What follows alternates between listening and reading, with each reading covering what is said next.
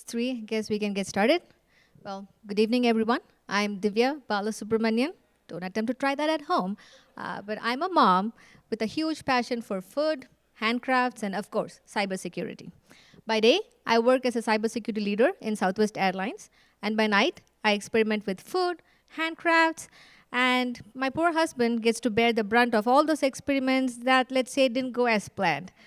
But tonight, thanks to B-Sides, he gets a break because I'm here driven by my passion for identity security.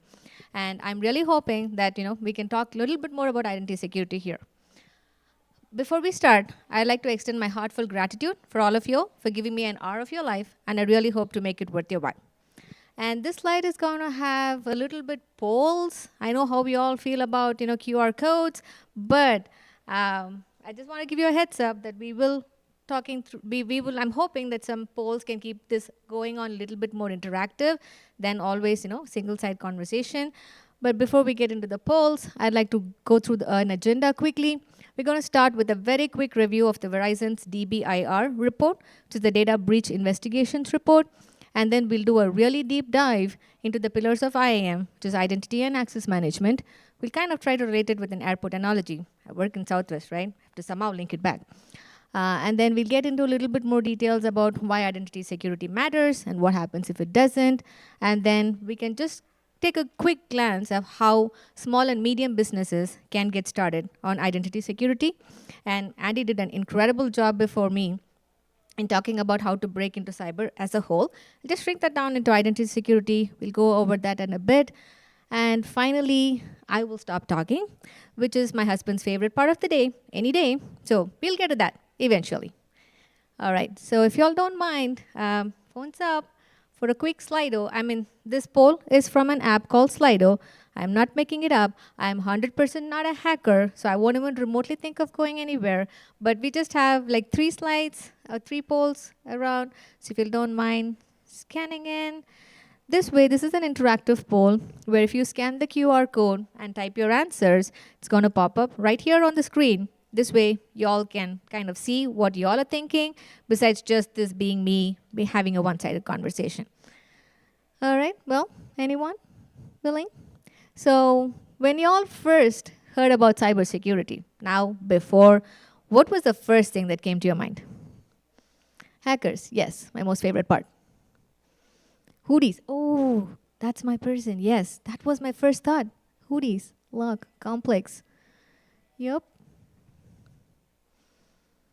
Protection, nice. Money loss, ooh. Work, yep, it pays. It pays a lot sometimes. Privacy, keys, awesome, love it. Breaches, yep. Yep.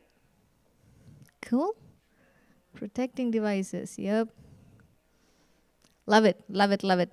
Y'all can see so many different perspectives, right? But I'm a little bit hurt that nobody talked about identity. And it's expected. I'm definitely not surprised about it. But I'm hoping that maybe after me rambling for the next hour, the next time when somebody asks y'all what y'all think about cyber, identity may pop up in your mind. Well, at least I'll hope. All right. First up, the Verizon's Data Breach Investigations report. How many of y'all are familiar with that? Show of hands. Awesome. Love it. Love it. For those of y'all not yet familiar with that, it's an annual report that analyzes security breaches that have happened across the globe. Tell us how it happened, who was behind those attacks, and how organizations can help prevent them. This year, the team has analyzed about 22,000 security incidents, out of which 12,000 were breaches that happened in organizations of all different sizes and shapes. This report is from about 139 countries, and these data points happened between the time frame of November 1st, 2023 and October 31st, 2024. All right, so I'm here to talk about identity security. And the only category up there that kind of sounds related to that is privilege misuse, right? And that's sitting at, this year, 6%. That's kind of a little bit insignificant in the larger scale of things, right? But if you double click into that category, that means those specific attacks in that category are when the credentials was deliberately misused. So let's double click into each of those other categories to reveal another underlying common pattern. First up, system intrusion. This is where attackers try all those, common tested methods, exploiting vulnerabilities, phishing, stolen credentials. In that category, 20% of the attacks have happened because of stolen credentials. Next up, social engineering. I don't think that category needs an explanation, but all those attacks that have happened in that category, 40% of those attacks were related to suspicious logins. In the basic web app attacks, which is where weak credentials are exploited to the larger scale, 88% was related to weak credentials. In 2024, think about 2.8 billion passwords, hashed or otherwise, was up for grabs in the criminal forums, either for sale or just for free. Year after year, DBIR report has shown that logging in with credentials is one of the most common ways in which your attackers get in. We can build the tallest walls, buy the most fanciest security tools, but if your credentials are being handed out in the dark web like free samples at Costco, then none of that matters. So if you don't take care of the basics, your attackers, they just need patience and keyboard. They don't need an AI or a 0-day. So that's why in today's session, we're going to focus on identity security. To me, it's like a gym membership of cyber. Almost everybody has one, but not many use it that responsibly, right? So, what is this IAM? I know, like in his speech before, what did you say? What was your expansion for IAM? Yeah, I accidentally misconfigured, right? Well, I could not get over that, but that's not IAM. It is identity and access management. This discipline of cybersecurity ensures that the right individuals get the right access to the right resources at the right time for the right reasons. Yes, I got it. Yes, that's a lot of rights to kind of get it right. All right, so that's the overview. And it can be broadly divided into 4 pillars: directory services, identity governance and administration, access management, and privileged access management. Before I double click into it, of course, when all of you are going back to go search about it, you may see another different variation for 4 pillars: authentication, authorization, administration, and audit. Just know that that is a technical angle around which protocols are built, and what we're going to look at today is the market angle around which product suites are built. Just know that these are just 2 different ways to slice the cake. But as long as you understand the concepts, you should be fine. First up, directory services. All right, so how many of you all know the name of every single person that works in your company or goes to college with? What access they need, where they live? I really hope no one. So we need a place to store all that information, right? So that's where directory services come in. As it started as a user data store, but in today's world is evolved into way much more. It stores information about devices, applications, non-human identities, and so on. Next up, identity governance and administration. So you have a place to store all the data, right? You have to manage the life cycle of the data. So just to create, manage, and retire those identities and its attributes. We have to make sure that all our identities are unique, authoritative, and traceable, right? So many organizations, as you all know, use multiple systems in on-prem, in the cloud, in SaaS, wherever. IGA also takes care of syncing those identities and for provisioning, deprovisioning, and syncing across all of those systems. This system also ensures that it defines what an identity can access, it cannot, and what are the access certifications that need to be done, and auditing. Next up is access management. So you have your identities, you have a way to manage the life cycle. Access management is all about showtime. So this is a set of tools and protocols that ensures how your identities access a specific resource using authentication and authorization. This discipline covers like single sign-on, SSO, MFA, multi-factor authentication, your session management, and risk-based access. Next up, privileged access management. These are tools and frameworks that kind of manage privileged accounts, right? Your accounts with elevated access, your admins of the world. This includes tools processes like credential vaulting, just-in-time access, and so on. This helps mitigate some of the insider threats and also prevents lateral movement during breaches. All right. So if any of y'all are like me, you've learned the mastered the art of sleeping with your eyes wide open. Because after those boring definitions, I really cannot say how many of y'all are awake. All right. So let's try to make this more relatable to real life. As I said, of course, I have to pick on the airport. So how many of y'all, show of hands, have a passport? Awesome.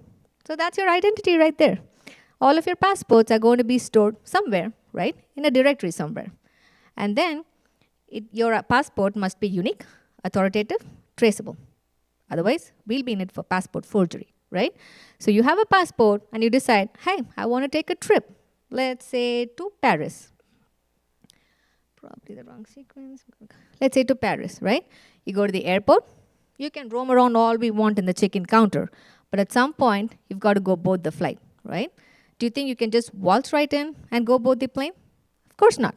TSA people are going to be right there. They're going to make sure that your boarding pass is legit.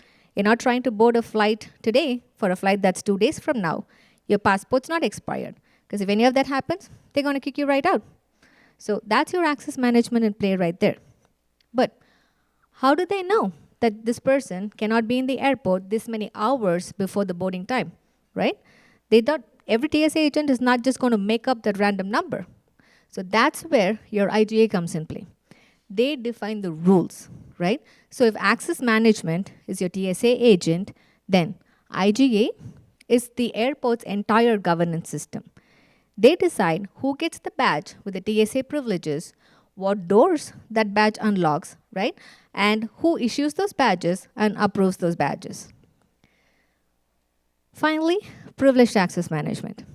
Legit passport, check. Boarding pass, great. You're trying to board the flight, that's for today. As you board the flight, as you get in, you look at left, and then you're wondering, what are those 50,000 buttons in the cockpit are for? Or even more, how does the pilot know what to press when? I mean, there's like what, 10 buttons in the microwave? I still stare at it for 10 minutes before I press on something, right? So if you're like me, you're wondering, I just want to take a closer look, right? Do y'all think you can do that? That's a definite no. I work in an airline, and they won't let me anywhere near that, right? And it's all for the right reasons. The more privilege an access has, the more scrutiny it must have. It's called privilege for a reason. Well, everything I said sounded like, it's so simple, it's so basic. Why are we even talking about it, right? Well, if the Verizon DBIR report talking about how much stolen credentials are one of the main reasons attackers get to compromise the company, then let's take a look at a couple of real-world breaches that was caused by failure of IAM, which could probably motivate you all a little bit more. This was, May of 2020. Suddenly when Twitter, now called X, became the world's worst investment platform. We all saw one day when Elon Musk, Barack Obama, Apple, many other high-profile people were all giving us the same financial advice. Send me your Bitcoin, I'll double it for you. Well, if that doesn't scream like scam, I don't know what else does. So what happened? In this case, a bunch of attackers, a bunch of teenagers, pretended to be IT support that was troubleshooting a VPN issue. They called up Twitter employees and asked them to enter their ID and password into a phishing website. Some of them did. The attackers took that information, entered it into the real website. That prompted for an MFA. Some employees entered the MFA also into the phishing website. Now the attackers have all the information they need. They went and they eventually found their way to the internal admin tools, basically God mode. Those tools had the permissions to reset accounts, clear up passwords, basically take over any account in Twitter. And that's exactly what they did. They took over about 130 Twitter accounts, and then they posted the Bitcoin scam. They got about $110K from this scam. It's not a lot of money, but the impact that this did was exposing a vulnerability in a social media giant. We've all seen how detrimental a tweet from a high-profile person could be. It could shape your financial markets, cause diplomatic incidents, and so much more. In the hands of a very dangerous adversary, this hack would have been far more detrimental. So, what's the lessons learned? Don't fall for phishing, y'all. Why would Elon Musk spend his Wednesday afternoon trying to double our money, right? And the next time you get a call from somebody saying like, hey, this is IT support. Can I have your password? You can say, I'm Nick Fury. The last time I trusted someone, I lost an eye. But in all seriousness, security is always about defense in depth. That's why it's not always about you do this one thing, you're all set. It's never that. In this case, if those privileged accounts were managed with more rigor and nobody had God mode by access, or they did not have a standing God mode access, this Twitter hack could have been prevented. Well, as an everyday person, we may not care much about that attack, probably because I don't know, you don't check Twitter that often, or you're wondering, man, this sounds so much like a modern day Nigerian prince scandal. I'm not going to fall for that. But what if one of those hacks is impacting your day to day life? Fast forward, May 2021, half of southeastern United States woke up to their gas stations being shut down. Lines snaked around the block, and the gas prices shot up in some places. Panic buying started in states like Florida, Virginia, Alabama, and North Carolina. And no, this was not a hurricane, and this was not a supply chain strike. It was a cyber attack. One single compromised account brought down a major piece of US critical infrastructure to its knees. Because of one password, Colonial Pipeline had to shut down 5,500 miles of natural gas pipeline, which resulted in fuel shortages about like in 10,000 gas stations. So, what happened? As you all know, organizations these days, after all of us going virtual, VPN is one of the important factors for people to log in remotely. In this instance, one of an old VPN account was not deactivated. To make it worse, the password on that VPN account was reused in multiple other places. The attacker got hold of that password from a completely different beach, tried it on this VPN account, they got in. They gained unauthorized access, and in this case, the attackers, a hacker group called DarkSide, they installed malware on Colonial Pipeline's IT systems. The company proactively shut down their OT systems, their operational technology systems, in this case, their pipelines, to prevent the spread of the malware, right? Of course, this was a threat to national security, so an emergency was declared. 5 days later, Colonial Pipeline paid about $4.4 million in Bitcoin ransom to regain access and restart services. They've spent way more money than $1 million in this entire recovery password. That's one very expensive password. I wish I know what that was, but I don't. So, what's the lessons learned from here? Do not leave ghost accounts behind. If you do, it will come back to haunt you. When Bob leaves, Bob's keys leave with him. And MFA. It sounds so normal, right? But you would not believe how many organizations do not turn on MFA. Any MFA is better than no MFA, right? Because at the end of the day, human race will go, if there is a threat to our livelihood, human race will go as far as hoarding gas in grocery bags. You won't believe that that did happen during the Colonial Pipeline hack. So I'm really hoping that these are just not true stories. And then these are wake-up calls, right? If privileged access was managed with way more rigor, your high-profile or highly influential figures wouldn't have turned into Bitcoin scammers. If IGA, governance and administration, and access management was done better, panic buying wouldn't have started. So I really hope these could serve as wake-up calls for us to start paying more attention to our basics. If that helped you all at least starting thinking about identity security, and if you all are working in an organization like a small and medium business organizations, right, we really have to start thinking about, okay, what can I do to protect my company, right? But before we start, just a quick another survey. So if any of y'all are using your shared admin passwords today, how do you all share that? Okay, nice. I like that. One person's using that. We don't use shared accounts. Much better. Anyone else?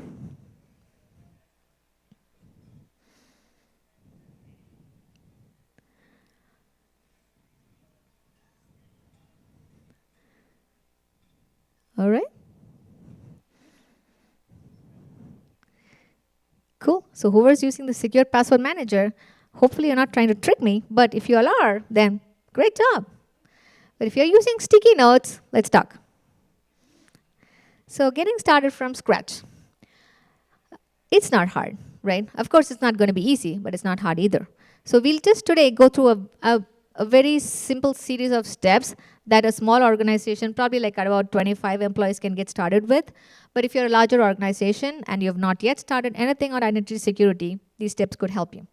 First up, identify and clean up your current state. You first have to take stock of what you have, right? Take a list of all your databases, all your servers, all the applications that your employees are about to logging into. Get everything out there. Then identify the crown jewels. What data you don't want out there. Of course, you want to protect everything, but then cybersecurity is also about balancing business needs with your security investments, right? So identify your crown jewels, the information that you do not want out there. And then do a cleanup. Just make sure that you just have identified that you're not using any unwanted tools, unwanted applications. Get rid of all that. Get a clean inventory. Next, map your access. Sometimes, we just tell them like, all right, here's your admin access. Just go get this done, right? So there would be a lot of lingering accounts like that. Map out every employee that has access to all your systems, especially the ones that you want to protect, and also your admin accounts and your shared passwords if you all are having any. Next up, clean up.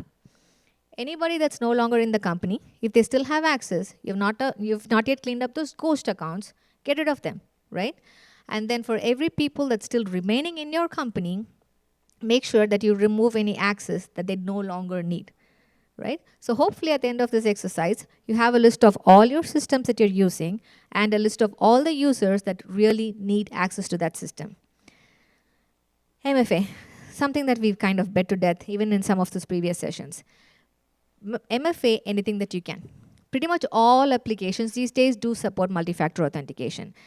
Even if you don't want to do it on every system, at least do it on the systems that you really intend to protect. This is way more inexpensive compared to any breaches that you may encounter. Next, manage privilege accounts, right? So I noticed that some of you are either trickingly or really using Bitwarden and other tools, but that's amazing. If you're not, definitely get started on that, right? It may not be that convenient. So first, your first step should be to avoid any shared admin accounts.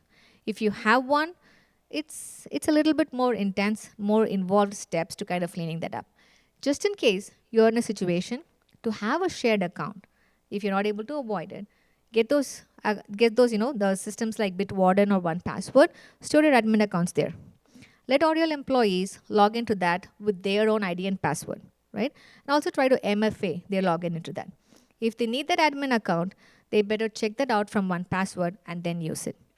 Yes, it's a pretty manual and tedious process, but what's your alternate, right? Store them in sticky notes, shared drive, pen drive. None of them are safe. So yes, as much as it could be annoying to do the double step, that's much safer than your sticky note option. Next, monitoring and audit. Enable the logs wherever you can. You just have to make sure to balance your storage costs that would come with like turning on complete logging. Make sure you at least turn on the logging that you need, right? And also enable monitoring. You don't have to monitor every single thing, but identify like, okay, 10 login attempts have happened in the last 5 minutes. Set an alert, right? And have retention tiering for your logs. For like longer logs, you can keep them for like 30 to 90 days. But for the special security events, keep them a little longer. But make sure you do have monitoring and alerting turned on. All right, life cycle. In step 1, we did the spring cleaning, right? We identify all the devices that you want access to. You've identified all the people. You made sure it is right. Remember that that's not a one-time exercise. You have to sustain that. Even if it's in a spreadsheet, that's better than nothing. At least quarterly, try to review to make sure that your people that still need that access are still the people that need access. Don't just keep granting admin accounts as and when you feel the need for it. Training and awareness. Pretty much most of the speakers that spoke before have also talked about phishing, right? So that training and awareness is becoming way more important these days. There are a lot of free tools available to also do this phishing-based education. Please make sure that if you're a small and medium business organization, definitely include some of these free resources as a part of onboarding a new employee. It doesn't hurt. Knowledge doesn't hurt at all. Scale as you need. So we've talked about some of these steps being for like a really smaller organization. You grow more, try centralizing your identities, and stop creating local accounts. Let's say you go to 100 employees. Then buy an identity federation tool and consolidate your single sign-ons and multi-factor into that one tool. You grow to like 250, 300 employees, go to a lighter version of IGA, right? So that can manage the life cycle. You grow more larger than that, then consider an enterprise level suite. Remember that effective cybersecurity is not about spending more. It's about spending smart. Every dollar you invest must be mapped to a business risk and not to the fear or hype of missing out. Do not turn your cybersecurity investments into how I go for a Black Friday shopping. Well, that's really hard in the market. Maybe I need it, right? Or, man, this is the best deal on the coffee maker. I don't drink coffee, but maybe one day in the future I will. Let me buy it. Or, my neighbors and friends, they're all buying an air fryer. Maybe I need it too. Nope. You don't need that extra coffee machine. You don't need that air fryer, right? So make sure it's not about having the most tools. It's about having the right ones. So make good choices. All right. I hope that helped about how you can get started with an organization. But organization is composed of individuals like us, right? So if you do not know what identity security is or how to make those good choices, how are you going to help the company? Andy kind of, trust me, I don't know Andy before. The speaker in the session before, I don't know him. But pretty much most of our slides cover almost the same thing. So I'm not going to go too deep into it because he did do a really great job on that before. But a few things that I like to emphasize is that no matter what field you're breaking into, y'all, it could be identity, it could be like, pen testing, whatever. The first thing you need to do is understand the basics. It sounds so simple, but there's a difference. I want you all to try one thing. Understand with the intent to teach back. Understand with the intent to teach back to a 5-year-old. You'll see a whole world of difference, right? How many of you all have interacted with like 5-year-olds? Yeah? They are notorious for their whys, right? Like for example, I'm going to tell my engineer, hey, SAML is an identity federation protocol that's used for single sign-on, right? You need an ACS URL, you need an entity ID, etc., etc. I go on. My engineer takes good notes. SAML, ACS URL, entity ID, check. Try repeating that to a 5-year-old. SAML is a federation. Why? It's used to federate. Why? You need an ACS URL. Why? Entity ID. But why? You just give up. But that actually will completely redefine how you understand those concepts. Try asking yourself, for anything that you've learned recently, try asking yourself, okay, why do I need the ACS URL? Why do I need an entity ID, right? Question everything you learn. That will completely shift the dynamics of how you understand. And the next time you learn something, try to reiterate that back to a non-technical person. Your toddler may be a stretch, but give that a try. We've kind of, knocked them down saying like, there were days where I want to jump out of a running car because I could not handle those whys. But that will really, really redefine how much you understand and how you understand. So definitely keep that in mind and try to apply that and see if that makes a difference for you. Well, this group is not a group that I want to talk about.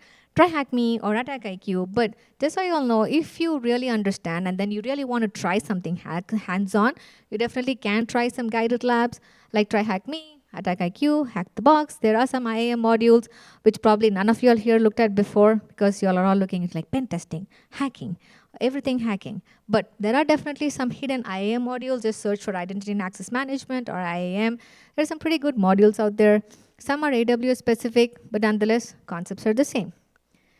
But if you're like, man, I'm not this lab person. I'm not going to spend money on that. I just I'm going to build everything from scratch, right? Yes. There are home labs that you can build as well.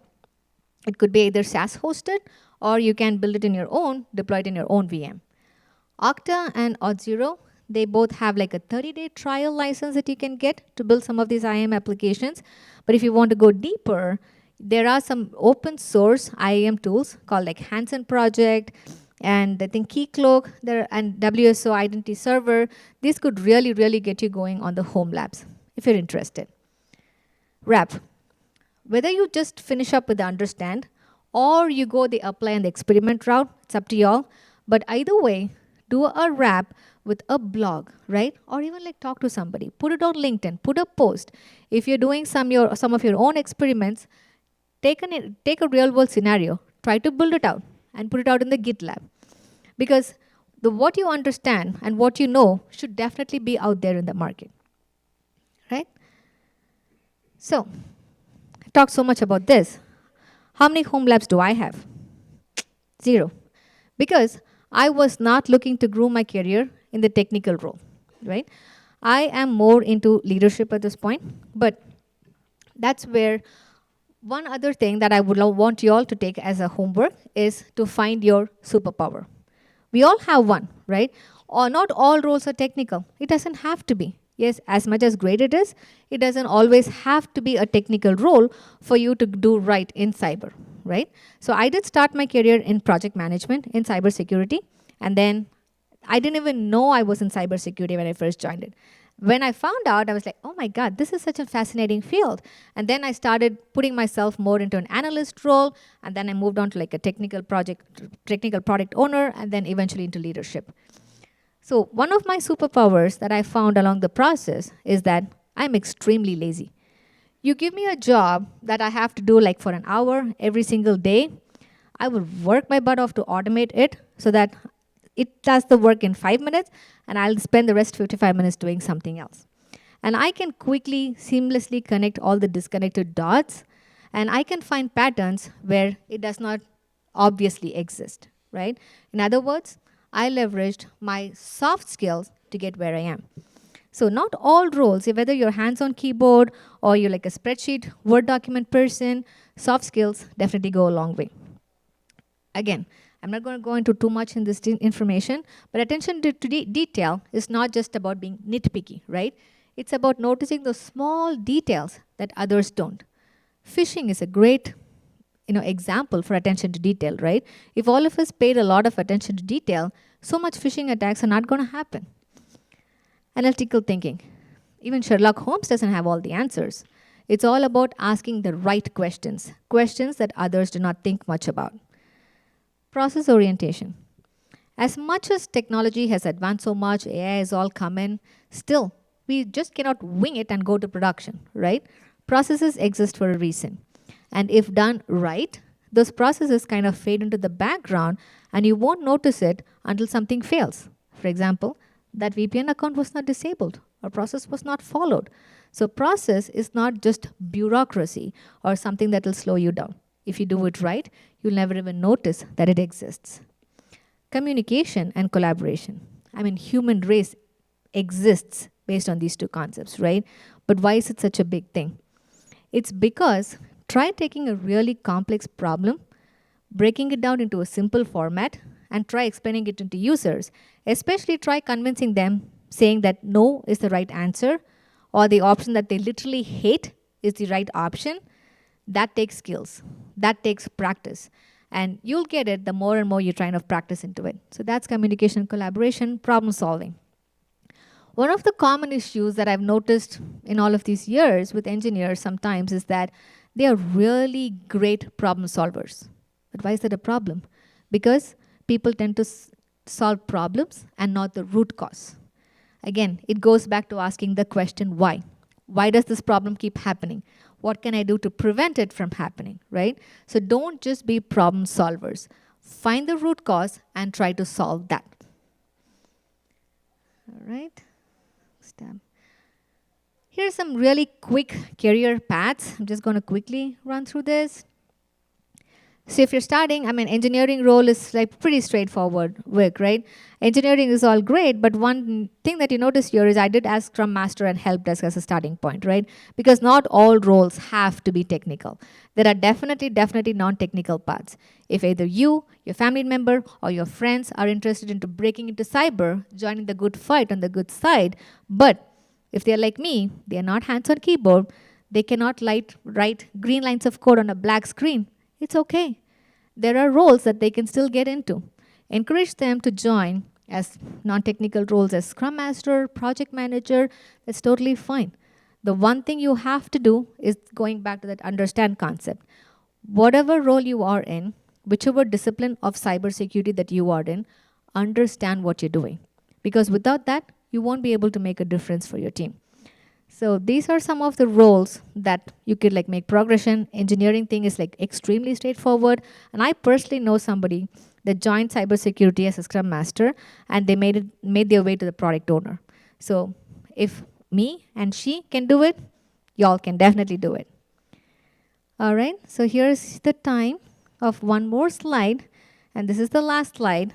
So we are getting closer to the time where my husband looks forward to me finally stopping to talk. But let's try this. If you can just do one IAM thing tomorrow, hypothetically at least, right? What do y'all think you'll do? I explicitly did not put none as an option because I'd be really hurt if y'all choose that. So to protect myself, I kept none out and left these options for y'all. So you have to choose something. All right, push MFA, nice. Yes, ghost accounts will haunt you. Cool. Talk to your team about least privilege.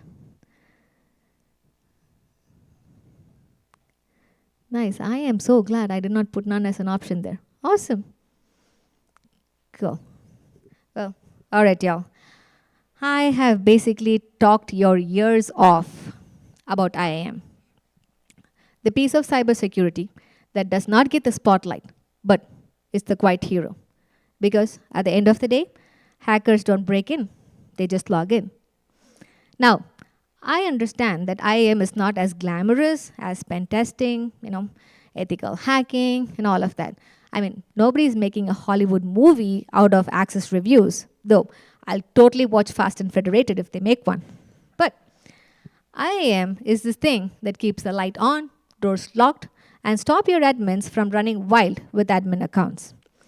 In a world of AI, where AI is like mimicking your voice, your face, your TikTok moves, your car's driving yourself, your fridge is ordering groceries, the need for identity security is becoming much more prominent. Yes, in the old days, it was probably just about passwords. That's why nobody paid attention. But these days, it's evolved into so much more.